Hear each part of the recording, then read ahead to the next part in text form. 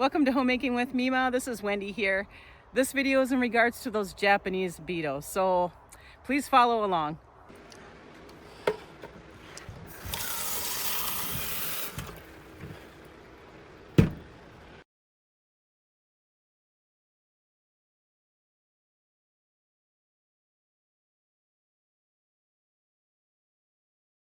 So I'm popping in here with a quick video regarding the Japanese beetles that everyone's having such a hard time with, to include me.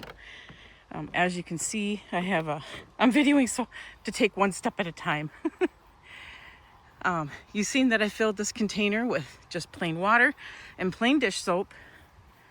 And what you do is you just kind of scoop them into it. Now, I did watch another video in regards to these Japanese beetles. Now, I'm going to set this new one right here. My husband knows to use these. The lid is tight. See if I can get it off there. See, it's just a little bit of Dawn soap and some water. I'm going to show you the other one. That's going to be gross. I hate these things. Never used to have problems with them. Anyway, it works. Unfortunately, when it sits out here for a while, it brews and it stinks. But we leave it out here. Now, they're not really bothering the rest of my garden that much right now, because I go around, we inspect. My husband comes out here pretty much nightly and tries to take off what he can. But I'll show you what they did to my morning glories. They have started to desecrate it. Look at that. And see, there's one right there.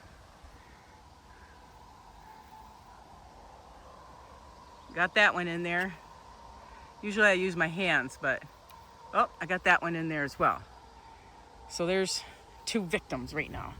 They're wrecking my morning glories. I'm just gonna leave that open. The video that we did watch, we heard that they're really attracted to roses. I don't have any roses, but they like scent and they give off scent. Okay, that's how they attracted the other ones.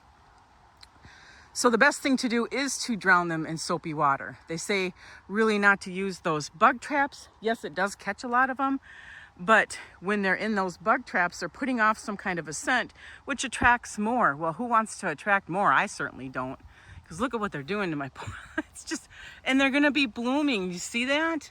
I struggled last year with any morning glories. All right. So anyway, I just thought I would pop in here real quick. See, now my morning glory did wrap around my pea. That's why I didn't want to put it here, but I did anyway. And it's wrapped around my pea plant. And so eventually they're going to get my peas. But yeah, look at what they do. They kill like any and everything in your garden. And I don't think there's one, other than the roses that I heard, one specific thing. They just, whenever one thing is done, they jump to another. So they did say if you're going to plant flowers, plant something that will attract them at one end of a garden. So they all congregate there. Okay, so like, let's say over here, if I put a morning glory next year right here, and they'll all stay kind of like right there instead of going, to everything else. We'll see I'll keep you updated as far as my poor morning glory plant here. They have been on other plants, just so you know it's not just the morning glories, but they like scent. There's something about the roses that they like. That's why they attract to rose bushes and roses. But they attract to actually anything that's got a scent that they're attracted to include themselves. So a bucket of soapy water is pretty much the best remedy to get rid of these monsters. Okay? See, they're already dead. All right, I'm going to end this video. I'd like to thank you for joining me today. I'm going to put my playlist for my garden in the description box below if you're interested in seeing it, the past years at all, and the start of this year as well. And if you like this kind of content, please subscribe to my channel. Give the videos a thumbs up, and I want you folks to make it a really great day.